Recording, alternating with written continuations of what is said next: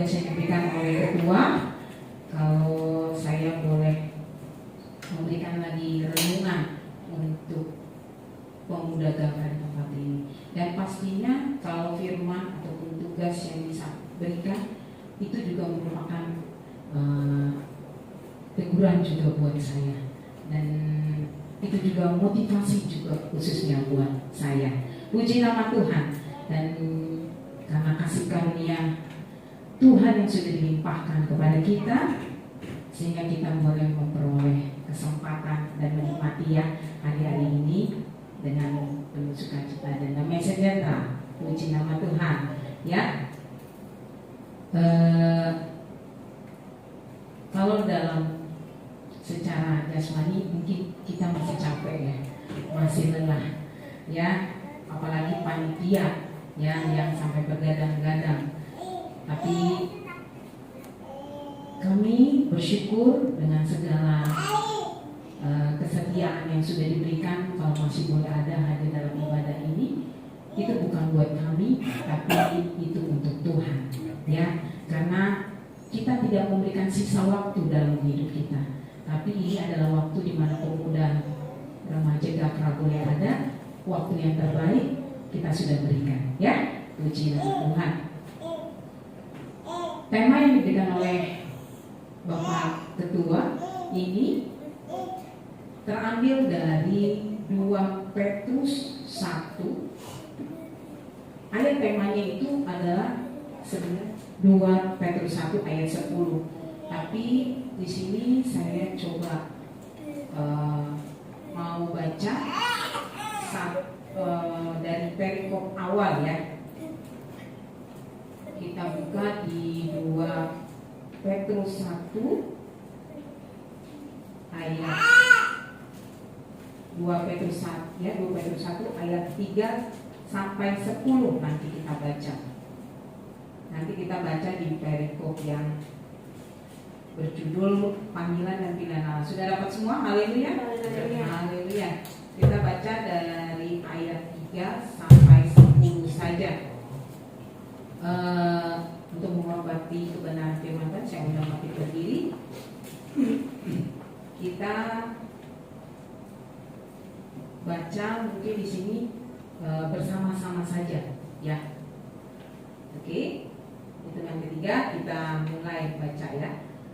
Panggilan dan pilihan Allah 1, 2, 3. Karena kuasa ilahinya telah menganugerahkan kepada kita segala sesuatu yang berguna untuk hidup yang saleh oleh pengenalan kita akan Dia yang telah memanggil kita oleh kuasa-Nya yang mulia dan ajaib. Dengan jalan itu Dia telah menganugerahkan kepada kita janji-janji yang berharga dan yang sangat besar, supaya olehnya kamu boleh mengambil bagian dalam kodrat ilahi dan luput dari hawa nafsu duniawi yang membinasakan dunia. Justru karena itu kamu harus dengan sungguh-sungguh berusaha untuk menambahkan kepada imanmu kebajikan, dan kepada kebajikan pengetahuan, dan kepada pengetahuan penguasaan diri, kepada penguasaan diri ketekunan, dan kepada ketekunan kesalehan, dan kepada kesalehan kasih akan saudara-saudara, dan kepada kasih akan saudara-saudara kasih akan semua orang. Sebab apabila semuanya itu ada padamu dengan berlimpah-limpah, kamu akan dibuatnya menjadi giat dan berhasil dalam pengenalanmu akan Yesus Kristus Tuhan kita. Tetapi barang siapa tidak memiliki semuanya itu, dia menjadi buta dan bisu, karena ia lupa bahwa dosa-dosanya yang dahulu telah dihapuskan. Karena itu, saudara-saudaraku, berusaha berusahalah sungguh-sungguh supaya panggilan dan pilihanmu makin teguh. Sebab jikalau kamu melakukannya, kamu tidak akan pernah tersandung. Puji nama Tuhan. Silakan duduk. Tema pada sore hari ini saya beri judul, berusahalah sungguh-sungguh dalam panggilan dan pilihanmu di dalam Tuhan. Kita baru melewati ibadah ataupun acara retret yang sebetulnya tergolong kilat kalau dalam persiapannya, ya. Secara mungkin secara pemikiran kami sempat mereka bisa atau tidak ya. Tapi kami hanya bisa menaruh kepercayaan kita kepada Tuhan. Dan puji nama Tuhan, kalau kami boleh melihat perbuatan Tuhan bagi setiap panitia yang boleh bekerja, semuanya boleh berjalan dengan baik dan lancar. Dan itu semua untuk kemuliaan nama Tuhan, ya. Dan disitulah saya boleh melihat kalau pemuda remaja yang ada, Tuhan tidak pernah salah panggil dan pilih kita semua boleh ada di dalam eklesia ini, ya. Kalau kita baca tadi untuk temanya di 2 Petrus 1 ayat 10, karena itu saudara-saudaraku, berusahalah sungguh-sungguh supaya panggilan dan pilihanmu makin teguh. Sebab jikalau kamu melakukannya, kamu tidak akan pernah tersandung. Ayat 10 ini merupakan hasil dari yang kita baca ayat 3 sampai ayat 8, ya. Di mana dalam latar belakang suratan Rasul Petrus ini dibuat atau ditulis oleh Simon Petrus, ya, pada saat itu. Dan ini merupakan di mana Rasul Petrus sudah mendekati masa akhir hidupnya. Tapi di masa akhir hidupnya dia masih terus diingatkan oleh Tuhan untuk menyampaikan kepada jemaat-jemaat di tempat itu yang orang-orang percaya pastinya untuk tetap berusaha dan sungguh-sungguh, ya. Kalau kita baca tadi perikop dari 2 Petrus 1 ayat 3 sampai 10, di sini jelas kalau pada ayat ketiga, karena kuasa ilahinya telah menganugerahkan kepada kita segala sesuatu yang berguna untuk hidup yang saleh oleh pengenalan kita akan Dia yang telah memanggil kita oleh kuasanya yang mulia. Jadi kalau kita baca perikop ini, panggilan dan pilihan Allah, berarti kita ini dipanggil dan sudah dipilih oleh Allah. Gak usah jauh-jauh. Kalau misalnya kita lagi ngumpul di istilahnya lagi makan bersama lah, kayak kemarin waktu kita makan di mana itu bebek ya, tiba-tiba ada yang panggil Bung Andre, perempuan, nengok apa enggak? Yang namanya Andre pasti nengok kan, ya kan? Nengok, refleks. Nah, kalau dia manggil Bung Andre, secara pemikiran Bung Andre berarti dia kenal saya, betul? Ya kan ya? Kenal saya. Begitu juga Tuhan. Di saat Tuhan memanggil kita, berarti Tuhan amat sangat memahami kehidupan dan pribadi kita, ya.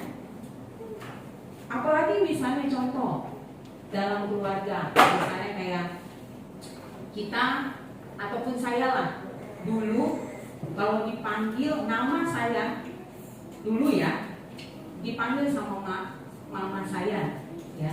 Kalau dipanggil dulu nama saya dulu panggilnya Ai ya, karena biasanya nggak bisa ngomongnya. Dulu dipanggil itu. Kalau dipanggil, saya pasti nyaut, iya Ma, gitu, ya kan? Itu kalau nadanya pelan. Kalau dia udah pakai nada tinggi, ya kan? Udah pasti udah ngomong iya Ma, tapi udah langsung dekat, betul kan? Jadi kalau secara pemikiran di saat kita sudah dipanggil, berarti dia tahu dan paham benar tentang diri kita, ya, identitas kita. Tapi nggak tahu deh sekarang ya, kalau anak-anak sekarang, kalau dipanggil sekali mungkin pura-pura nggak dengar, kalau 2 kali ya masih ya tunggu namanya saya sebut lengkap baru ya mungkin langsung ya dia sudah mulai dengar. Tapi kita jangan sampai seperti itu. Di saat Tuhan sudah panggil dan pilih kita harus bisa totalitas peka ya. Kalau Tuhan tidak pernah salah dalam memilih dan memanggil kita, ya. Saya juga baca dalam versi tadi belajar coba cari pakai versi yang berbeda tapi bahasa Inggris. Walaupun memang bahasa Inggris saya ya terbatas juga, tapi dari bahasa Inggris yang diambil di 2 Peter 1 sampai 3 sampai 10 juga, ini ada bahasa ataupun arti makna yang lebih dalam lagi. Saya mungkin minta Alexandra bisa baca dalam ya 2 Peter 1 ayat 3 sampai 10. Dan 2 Peter 1 ayat 3 sampai 10. Ya, baca semuanya pakai bahasa Inggris. Ya. Confirming one's calling and election. His divine power has given us everything we need for a godly life, through our knowledge of Him who called us and by His own glory and goodness. Through this, He has given us His very great and precious promises, so that through them you may participate in the divine nature, having escaped the corruption in the world caused by evil desires. For this very reason, make every effort to add your faith goodness, and to goodness knowledge, and to knowledge self-control, and to self-control perseverance, and to perseverance godliness, and to godliness mutual affection, and to mutual affection love. For if you possess these qualities in increasing measure, they will keep you from being ineffective and unproductive in your knowledge of our Lord Jesus Christ. But whoever does not have them is nearsighted and blind, forgetting that they have been cleansed from their past sins. Therefore, my brothers and sisters, make every effort to confirm your calling and election. For if you do these things, you will never stumble. Haleluya, puji Tuhan, terima kasih. Kalau dalam bahasa New International Version, kita bisa lihat ada bahasa yang dalam. Kalau misalnya di pasal 5 di bahasa Indonesia, itu kita baca kata-kata pasal 5 yang bahasa Indonesia ya, justru ayat 5. Yang 2 Petrus 1 ayat 5, justru karena itu kamu harus dengan sungguh-sungguh berusaha. Ini bahasa Indonesianya. Tapi kalau dalam bahasa Inggrisnya itu punya arti make every effort. Berarti itu upaya ataupun usaha yang maksimal yang Tuhan minta buat kita kerjakan dalam melakukan panggilan yang Tuhan berikan bagi kita. Ini kata-kata ini ada di ayat 5 dan ayat 10 ya. Jadi make every effort berarti sebagai orang yang sudah dipanggil atau dipilih oleh Tuhan, berarti kita harus memberikan effort yang lebih lagi dalam menjalani panggilan Tuhan. Karena kalau dalam bahasa Indonesia untuk arti make every effort ini udah effort, sebenarnya kan itu usaha gitu ya Pak Gembala ya, effort. Kalau ditambah lagi depannya make every effort, berarti ini merupakan segala upaya yang harus dilakukan dengan kekuatan penuh. Jadi usaha yang harus kita lakukan harus besar dan maksimal. Kenapa itu yang harus kita lakukan? Kembali lagi, kalau sebelumnya kita sudah mengikuti Jumat Agung, kebangkitan, di mana pengorbanan yang Tuhan sudah berikan bagi kita sebegitu maksimalnya, berarti kita harus buat make every effort untuk menjalankan panggilan Tuhan. Amin. Jadi waktu itu juga Rasul Petrus mengingatkan, sehingga di masa itu orang-orang sudah menjadi orang-orang percaya. Mereka tahu dan paham benar di mana pengorbanan Tuhan buat mereka sehingga mereka boleh diselamatkan. Tapi saat itu banyak orang-orang percaya yang sudah mulai lupa, sudah mulai buta. Karena apa? Mereka hanya mementingkan kepentingan pribadi dan duniawi. Terkadang kita juga secara manusia, kita masih suka mudah tergoda untuk hal-hal itu. Tapi kembali lagi, di saat roh kita lemah, ingat akan pengorbanan Tuhan itu. Pekerjaan Tuhan yang begitu besar bagi kita.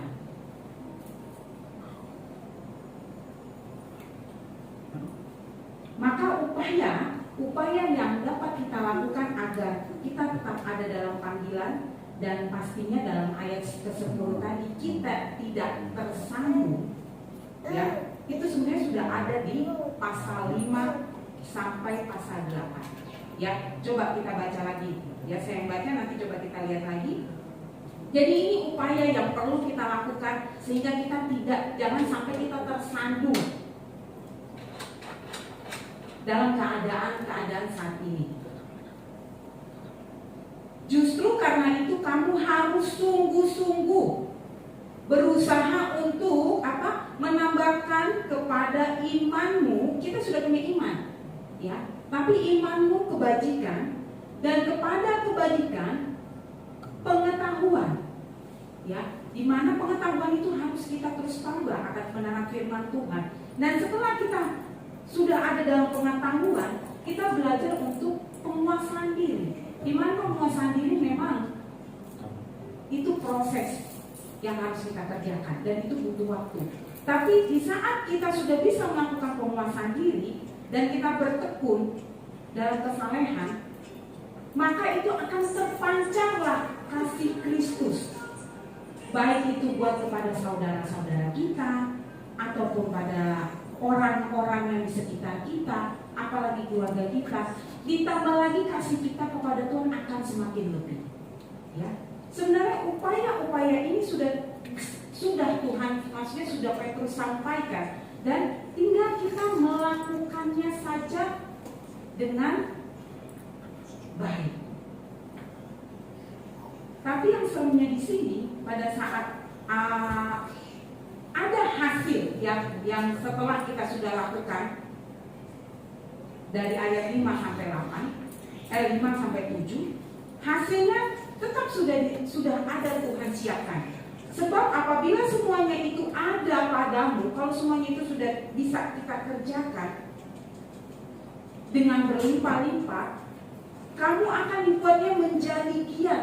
Jadi roh itu setelah kita terus asa dan terus kita isi, maka kita akan semakin giat dan berhasil untuk mengenal Yesus Kristus Tuhan kita. Amin. Amin. Tapi di ayat 9, barang siapa tidak memiliki semuanya itu, kita menjadi buta dan pincik karena ia lupa kalau dosa-dosanya yang dahulu telah dihapuskan. Terkadang di saat saat kita mencoba untuk tidak mengerti akan hasil ataupun pengorbanan yang Tuhan berikan, kita tuh jadi kayak nggak punya rasa kasih, maksudnya nggak tahu terima kasih dengan apa yang sudah Tuhan kerjakan buat kita. Jadi kayak lupa, kayak buta gitu loh. Sedangkan harusnya kita yang ada di kayu salib itu, betul nggak? Harusnya kita yang dicambuk. Kalau setiap saya melihat ataupun menonton film pengorbanan Tuhan, biasanya versi yang luar negeri, itu kayaknya saya nggak pernah tega bisa lihat deh. Gitu. Pasti ini saya tuh nangis ataupun saya tutup telinga karena saya nggak kuat. Nah waktu itu sempat Aurora itu tiba-tiba menangis. Saya nggak tahu, lagi sekolah minggu kayaknya. Sekolah minggu ya, Nona pernah ceritakan. Dia ke bawah tiba-tiba menangis peluk saya. Kenapa? Saya pikir biasa ya dengan ulahnya dia, gitu ya. Dia bilang, Mama, aku sedih dengan Tuhan Yesus dipukul, dicambuk. Oh ya, kok tahu anak ini? Tapi saya bersyukur dari dasar dia sudah mengerti akan kebenaran firman Tuhan. Walaupun kita tidak bisa 100% mereka tahu ataupun menerima firman yang disampaikan oleh Rasul, tapi suatu saat, di saat mereka istilahnya memahami hal itu, ia akan ingat. Jadi kita amat sangat bersyukur atas pengorbanan yang Tuhan sudah berikan. Maka dari itu dengan upaya ataupun tugas ataupun PR yang diberikan kepada kita itu jangan jadi beban, ya. Tapi itu menjadi semangat kita untuk semakin percaya kalau kita ini sudah terpanggil, ya. Kita itu sudah dipilih oleh Allah, bukan kita yang memilih Allah, tapi Tuhan sudah memilih kita, ya. Jadi Tuhan itu tahu benar kehidupan kita dan masa depan kita. Dan patutnya kita mau hidup kita itu tercermin karakter Kristus. Itu pernah disampaikan juga dalam ibadah sesi dalam retret. Ini proses, betul proses. Tapi kami juga berharap proses itu jangan, sebenarnya kita sudah tahu, tapi proses itu kita sendiri yang memperlambat atau memperpanjang. Karena kita sendiri nantinya yang akan tersandung atau terjatuh. Jadi jangan hanya semangat ke gereja, rajin ke gereja, fanatik beribadah KKR A, B, dan C di pendeta A, B, dan C. Tapi kita, karakter kita, hidup kita belum ada Kristus, ya. Sia-sia apa yang kita kerjakan. Jadi biarlah karakter Kristus yang kita tadi baca dari pasal 5 sampai 8 itu boleh ada buat kita semua pemuda remaja Gapla di tempat ini, ya. Satu hal, kalau kita dijanjikan Tuhan, surga itu adalah upah, ya. Jadi kita melakukan ataupun upaya, tugas-tugas ataupun melakukan perbuatan baik, ya. Itu bukan kita mengejar kita bisa masuk surga, bukan. Beda dengan yang sebenarnya. Kalau agama-agama lain banyak yang menyampaikan kalau mereka berbuat baik, melakukan kebajikan, itu untuk mereka mendapatkan surga. Tapi di dalam Tuhan, surga itu adalah upah yang Tuhan siapkan. Di saat hubungan kita kepada Tuhan itu baik dan terus terjalin dengan baik, dan panggilan serta visi misi yang Tuhan kasih bagi kita dapat kita kerjakan, itu udah pasti ujungnya itu upah yang sudah siap Tuhan siapkan itu pastinya surga. Amin. Jadi biarlah kita berusaha terus untuk menambah iman kita kepada Tuhan. Pastinya kebajikan dan pengetahuan serta penguasaan diri, ya. Ketekunan kita, kesalehan kita, kesetiaan kita sesuai dengan tema retreat Love is Faithful, itu boleh ada terus dalam kehidupan kita. Ya. Jadi kalau misalnya dalam bahasa Indonesia itu tadi ada kata-kata berusaha, bahasa Indonesia aja menyampaikan kita bekerja lebih giat. Ya, jangan sampai di ujungnya pada ayat 10. Karena itu saudara-saudaraku, berusahalah sungguh-sungguh supaya panggilan dan pilihanmu makin teguh. Sebab jika kamu melakukannya, kamu tidak akan pernah tersandung. Jadi kalau tersandung itu, kita tuh kalau terantuk ya, kalau ada rintangan lah, sehingga kita tersandung ataupun terjatuh. Kalau tersandung masih mending, masih bisa ditolong. Kalau sudah jatuh, itu yang berat, ya. Jadi sekali lagi kita kerjakan panggilan yang sudah Tuhan berikan bagi kita,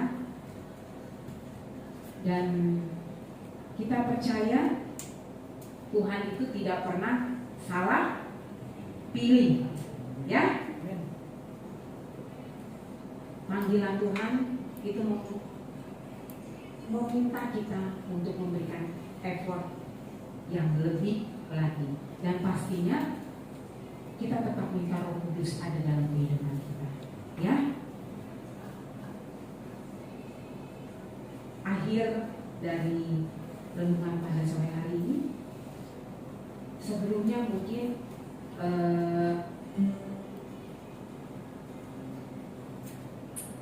saya secara pribadi tidak pernah terpikirkan akan banyak hal yang Tuhan perbuat buat jemaat-jemaat di tempat ini. Tapi saya bersyukur kalau jemaat-jemaat yang Tuhan berikan di awal, ya, awal-awal, biarlah cinta kasih atau kasih first in love kita jangan sampai pudar.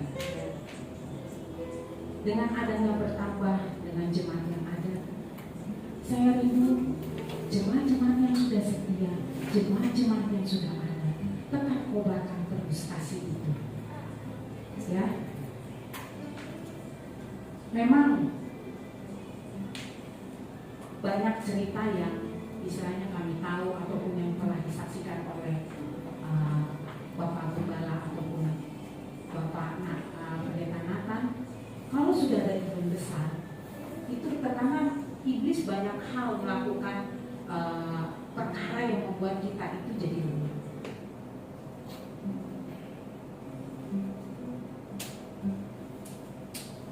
Biarlah apa yang sudah kita kerjakan jangan pernah kendor, ya.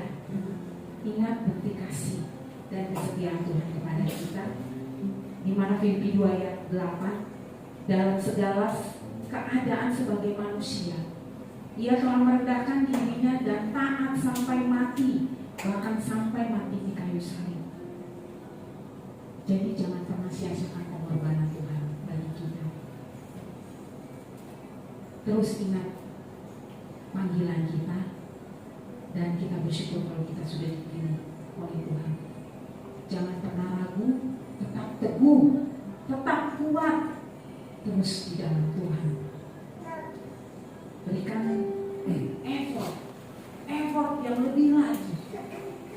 Mungkin kita secara jasmani lemah, capek, terbatas, tapi di saat roh yang ada di dalam kita terus kita bangun, kita bangkitkan, kita akan terus dikuatkan, ya. 1 Korintus 15 ayat 58 ayat terakhir.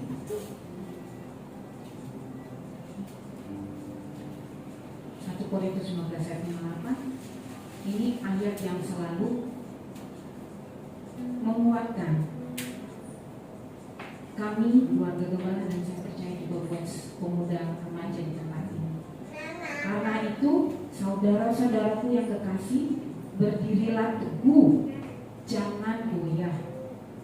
Giatlah selalu dalam pekerjaan Tuhan. Sebab kamu tahu bahwa dalam persekutuan dengan Tuhan, jerih payahmu tidak sia-sia. Amin. Dalam panggilan dan pilihan yang Tuhan sudah ada dalam hidup kita, biarlah itu semakin kuat dan teguh, sehingga iman kita kepada Tuhan terus bertumbuh dan bertumbuh, agar kita tidak tersandung dan kehidupan kita juga boleh tercermin akan karakter Kristus. Amin. Puji nama Tuhan.